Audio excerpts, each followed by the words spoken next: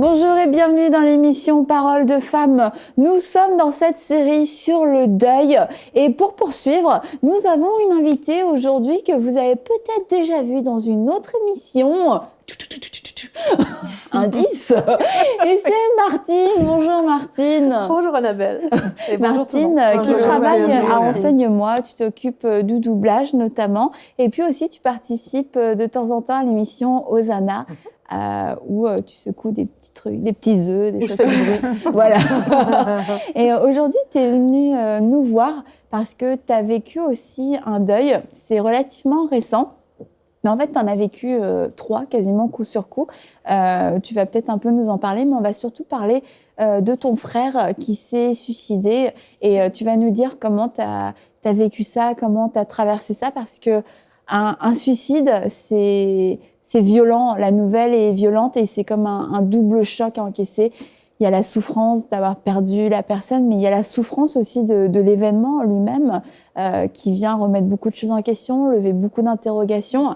Et tu vas nous expliquer comment tu as parcouru ce chemin. Mais comme je disais, tu as vécu comme une période où il y a eu des deuils qui se sont enchaînés et tu as perdu ta maman et ton papa à quelques semaines d'intervalle. Et tu étais très proche de ta maman, mais tu me partageais que le Seigneur t'avait vraiment réconforté déjà pour ta maman.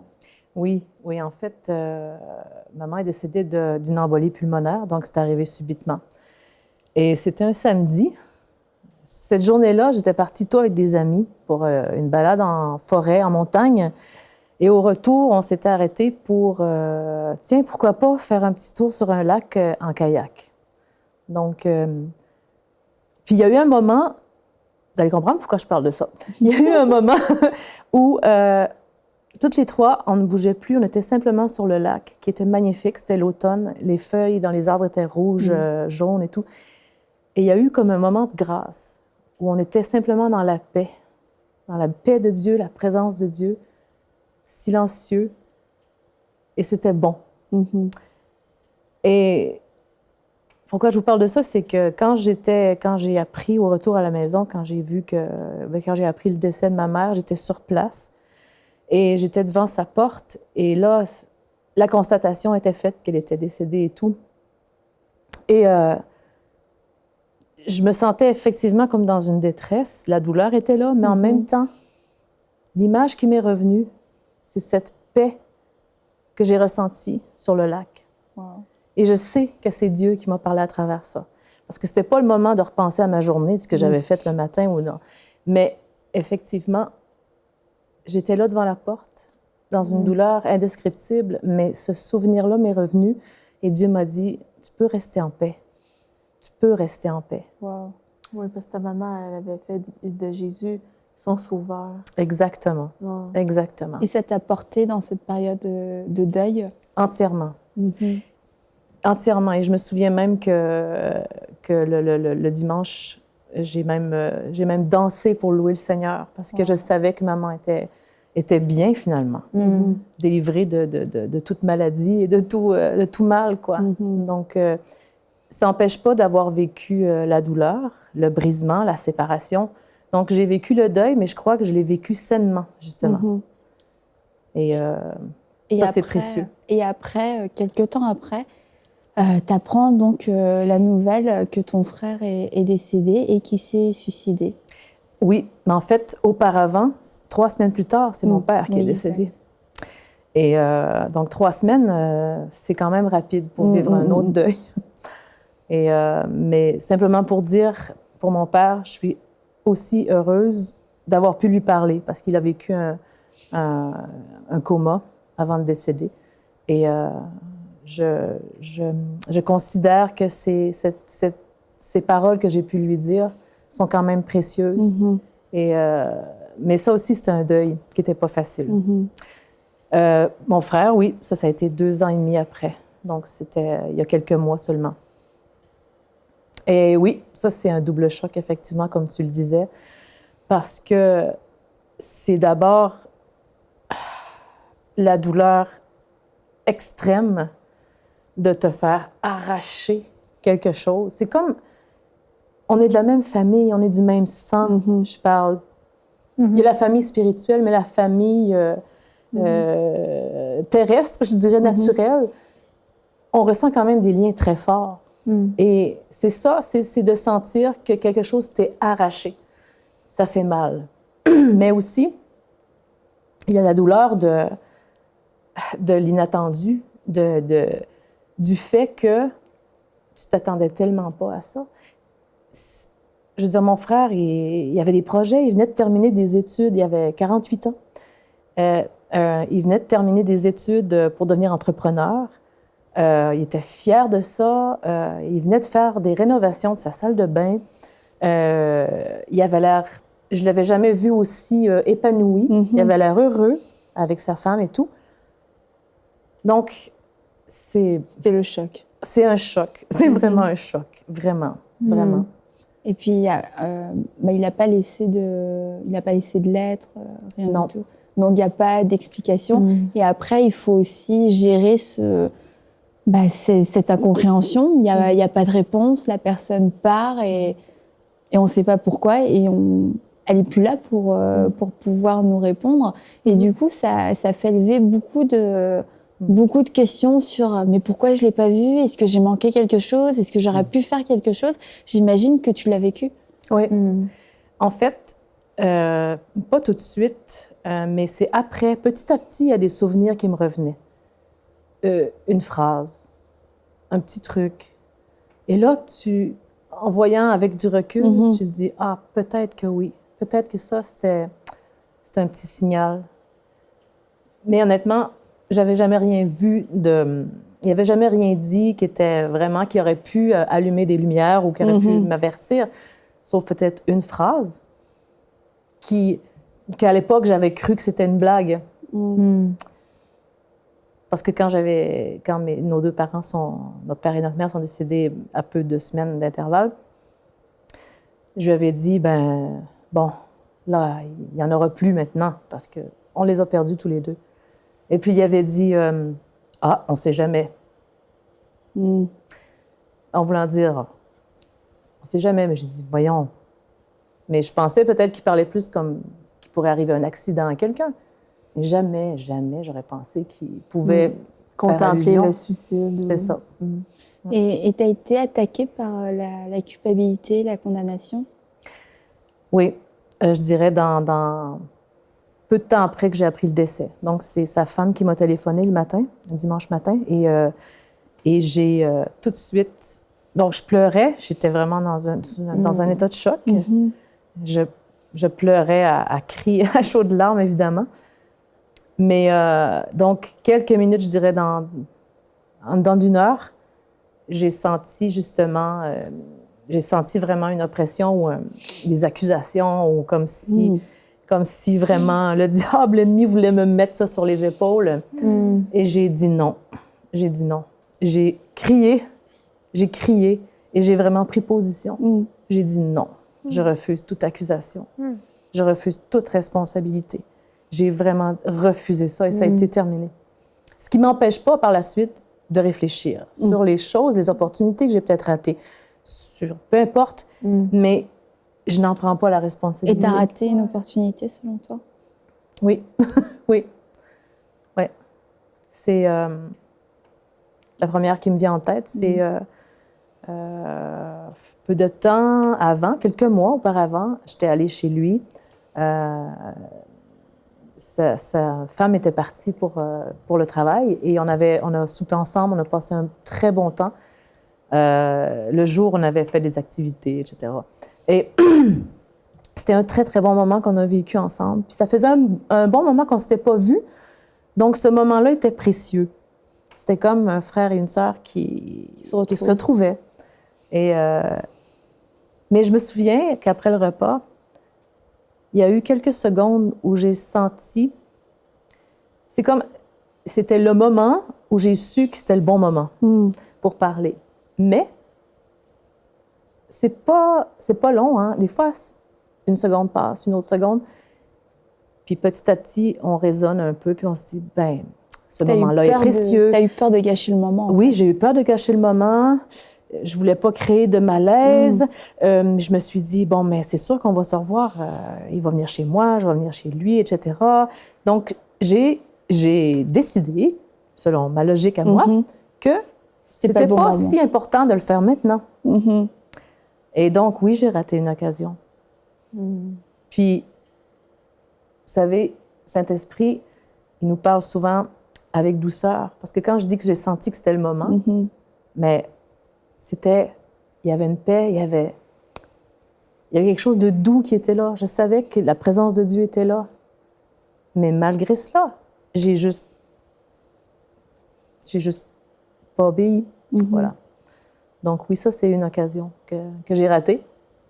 Est-ce que tu en veux une autre? Pas spécialement. Non, mais c'est bien que tu puisses le dire avec franchise, parce que quelquefois, ça peut être douloureux de faire face à ces occasions manquées, parce que ces occasions manquées sont comme forcément accompagnées de culpabilité, de honte et de condamnation.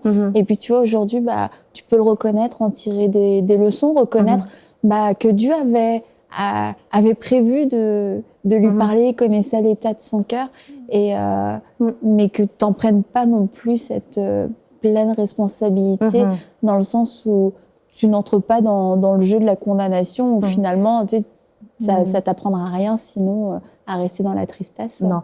Puis en fait, c'est que je reconnais mes propres manquements, c'est-à-dire ma responsabilité que j'avais en tant qu'enfant de Dieu, de lui communiquer l'amour de Dieu à ce moment-là. Donc ça, je le reconnais. Mais je ne porte pas les conséquences ou le tragique de sa décision à lui. Parce que c'est lui qui a choisi de poser ce geste. Donc, c'est dans ce sens-là qu'il faut être capable de trancher et de dire, ça, je reconnais ça, j'ai manqué à quelque chose là, mais ce qui lui appartient... Le reste, ça lui appartient. C'est ça. C'est ça. Et tu as dit que tu avais appris la nouvelle le dimanche matin. Et toi, normalement, le dimanche matin, tu vas à l'église. Habituellement. Ouais, habituellement. Je comprends, il y a Mathilde qui est là, donc... Et est-ce que ce dimanche matin, je connais la réponse, hein, mais est-ce que ce dimanche matin-là, tu es allée à l'église? Oui. Oui. Je veux dire, je crois que quand je l'ai appris, je crois qu'il était 9 heures. Et ce dimanche-là, il y avait une agape, il y avait un repas fraternel en église. Et je me suis précipitée. En fait, je crois que je vous ai appelé. Hein? Je vous ai appelé en premier lieu. Je pense même pas que tu nous as appelés. Je crois que tu étais arrivée. Ah oui, ça se peut. Oui, je pense que je parlais à Pasteur Joël. Si je me souviens bien, mais en fait, c'est ça. Et on s'est rencontrés juste avant que la réunion commence. Oui. Et pour moi, c'était, à défaut de pouvoir me lancer dans les bras d'un être cher ou de quelqu'un de ma famille, ma famille, c'est mon Église. Donc, c'était... J'ai même pas réfléchi. En fait, c'était ça que je voulais. Je voulais aller voir les miens. Et je me souviens, ce dimanche matin-là, Pasteur Joël l'a annoncé. Et puis, tous ensemble, on a prié. Et moi, ce qui m'a marqué, c'est que quand il l'a dit, il y a eu comme une espèce de... Oh! Et il a dit, on va prier pour notre Sœur Martine. Et je me souviens vraiment d'avoir ressenti comme l'amour de toute la famille, que tout le monde était là d'un même cœur. Ok, Martine, elle est là, elle vient de la prendre. Et tout le monde a prié, tu sais, d'un même cœur, quasiment comme si c'était son propre frère qui était parti. Et j'avais trouvé que c'était même un moment en église très, très fort. Et tout ça pour dire, c'est pas une église en soi qui guérit, mais tu te serais privé de cette communion fraternelle qui a été une grande bénédiction. Après, par la suite, quand tu es parti à l'enterrement, c'est à peu près à 2-3 heures d'ici, c'est Pasteur Joël et Mathilde aussi qui t'y ont accompagné. Oui. Oh, je peux te dire que j'étais bien entourée. Puis le moment dont tu parles, de la prière, je l'ai senti. J'ai senti la compassion de mes frères et sœurs. Puis imagine, je pense qu'il y en a beaucoup aussi qui auraient eu le réflexe de dire, là, c'est tellement douloureux, je peux pas sortir de chez moi, je vais rester chez moi et je vais juste pleurer. Je suis pas capable de voir des gens en ce moment. Puis on l'aurait vraiment compris parce que ça aurait été compréhensible. Oui. Puis elle s'est dit, ben, je ne vais pas me priver de cette grâce-là. Puis j'ai eu le privilège de pouvoir te consoler. Bien sûr, le très grand consolateur, on sait que c'est Saint-Esprit. Mais ben, je me suis sentie privilégiée de pouvoir être là pour toi, sachant que, ben, tu sais, qu'on peut être une famille quand il n'y a pas de famille. Et toi, Aurélie, dernièrement aussi, tu as perdu ton frère de façon subite et soudaine.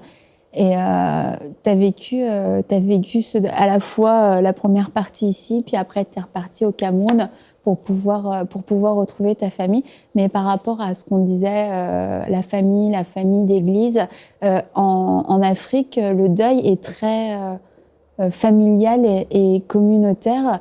Et je me souviens, Nadine, que vous connaissez, avait perdu aussi quelqu'un dernièrement. Puis elle avait dit, j'ai jamais autant apprécié notre culture africaine qu'en cette période de deuil, parce que j'ai reçu beaucoup d'aide, j'ai reçu beaucoup de soutien.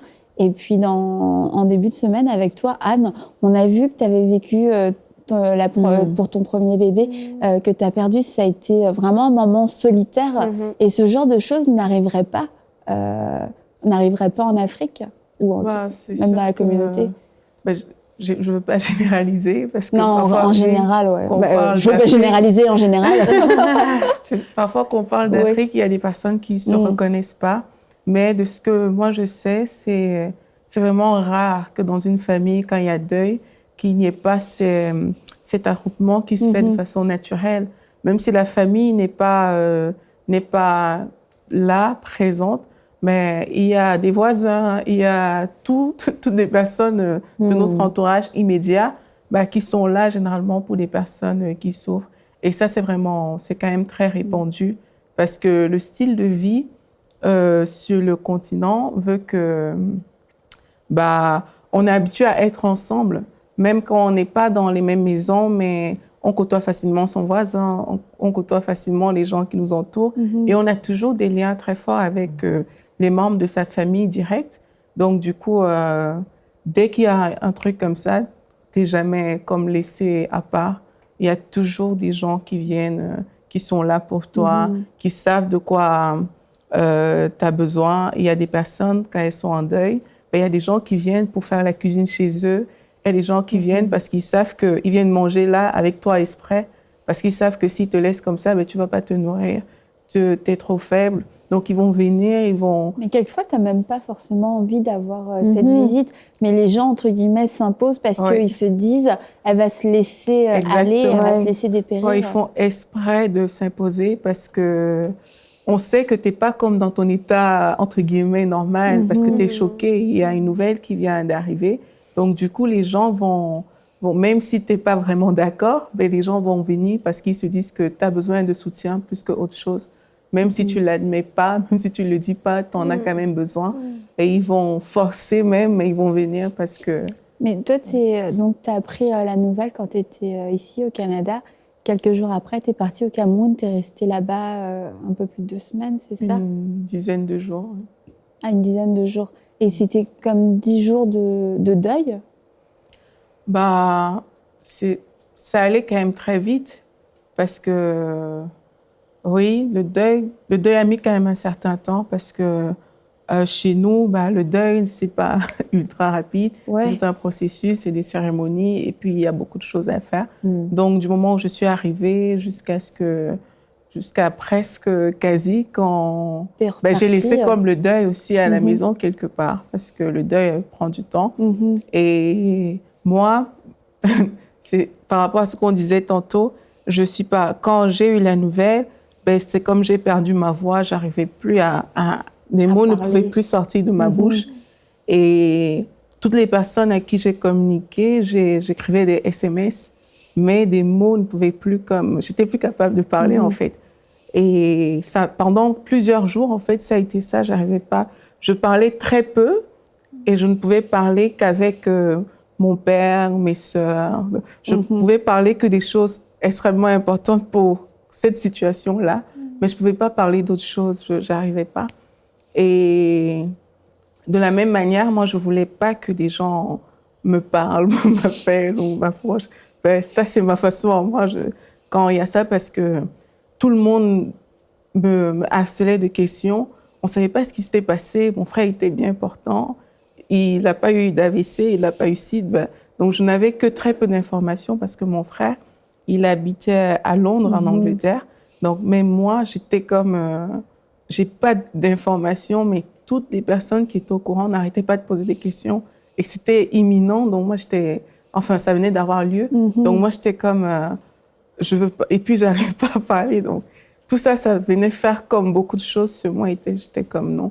Du coup, je veux plus voir personne. Je veux pas de visite. Je veux rien.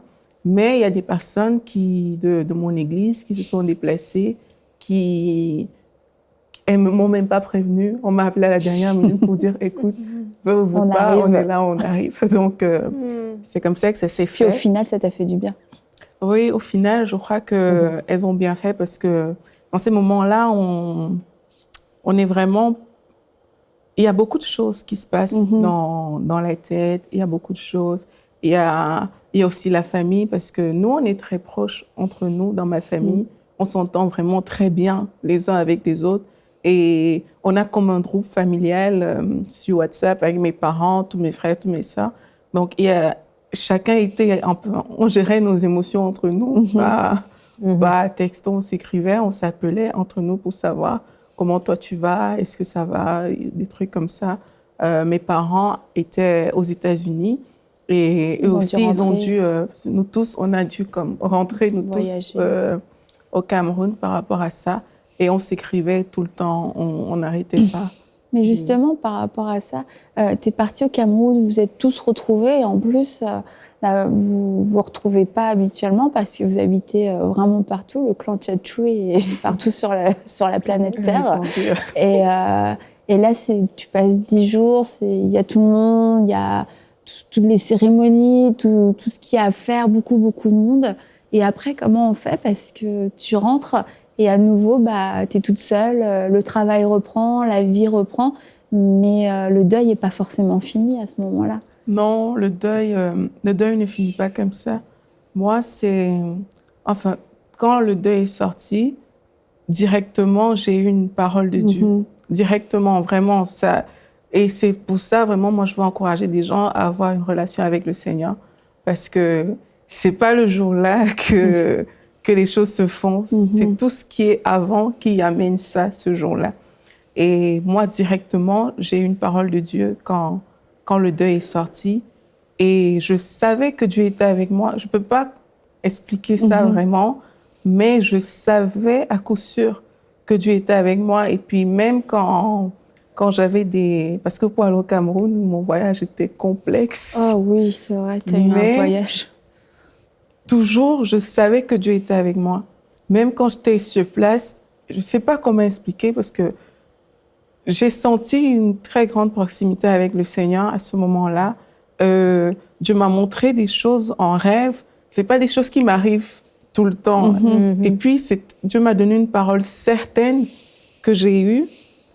Et parfois, chez nous, on fait des programmes comme de deuil. Et je ne sais pas pourquoi, mais moi, j'avais dit à mes sœurs, laissez-moi, je vais trouver un verset biblique pour le programme, laissez-moi le chercher. Et j'avais demandé à Dieu, qu'est-ce que tu veux qu'on mette? Et ça aussi, je sais que c'est Dieu qui me l'a montré dans Lamentation 3, là où on dit les bontés de l'Éternel se renouvellent et tout.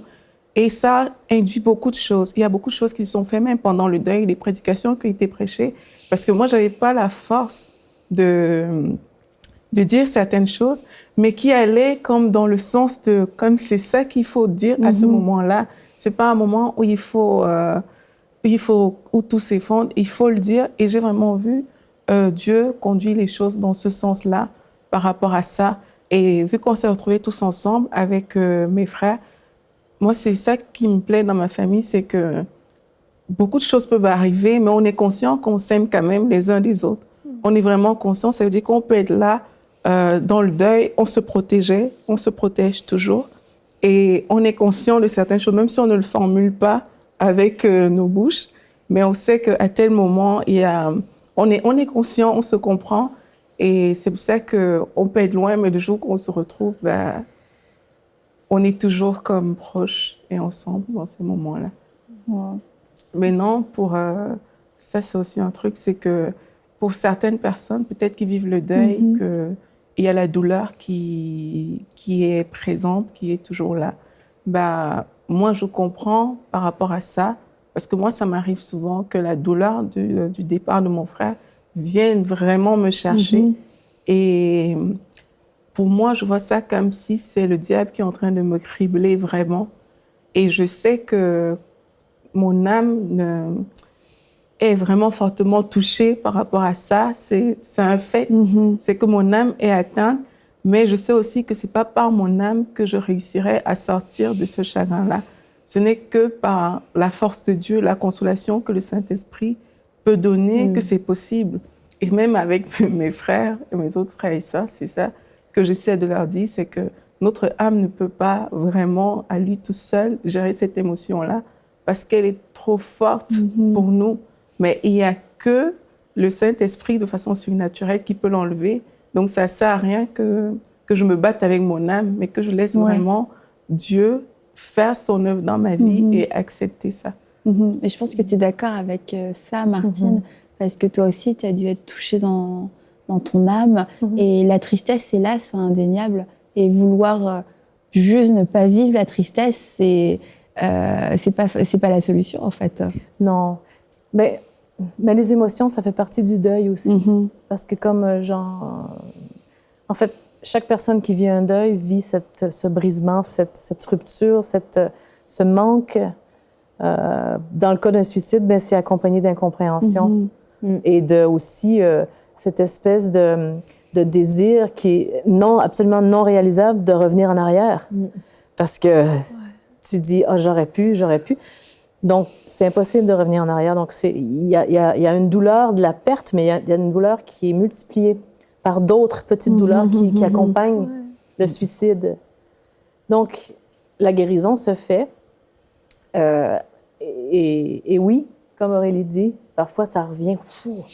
Et là aussi, il faut le vivre aussi. Il ne faut pas s'apitoyer, il ne faut pas faire... Comme si de rien n'était. Il ne faut pas amplifier par nous-mêmes, mais il faut juste... OK, c'est comme... il faut le laisser s'exprimer. Voilà.